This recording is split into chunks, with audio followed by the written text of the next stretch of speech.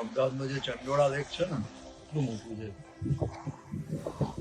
આખું બરફ એક જ દિવસ બરફ પડે મારે સાથે અમેરિકાના ન્યૂ જર્સીમાં કુદરત સોળે કળાએ ખીલી છે.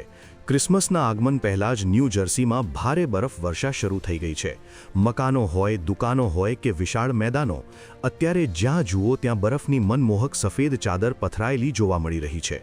બરફવર્ષા થતાની સાથે જ સ્થાનિક તંત્ર પણ એક્શન મોડમાં આવી ગયું હતું. વાહન વ્યવહાર ખોરવાય નહીં તે માટે તાબડતોડ રસ્તાઓ પરથી બરફ હટાવવાની કામગીરી શરૂ કરી દેવામાં આવી હતી.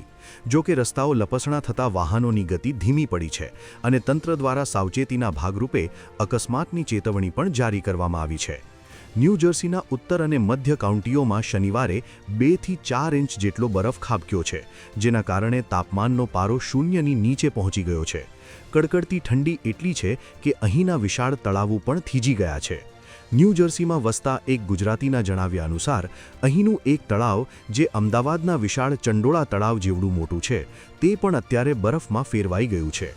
બરફવર્ષાને કારણે વાતાવરણ એકદમ ખુશનુમા અને મનમોહક બની ગયું છે. ક્રિસમસના તહેવાર નજીક છે ત્યારે ન્યૂ જર્સીમાં વ્હાઇટ ક્રિસમસ જેવો માહોલ સર્જાતા સ્થાનિકો અને ખાસ કરીને ગુજરાતીઓમાં ભારે ઉત્સાહ જોવા મળી રહ્યો છે.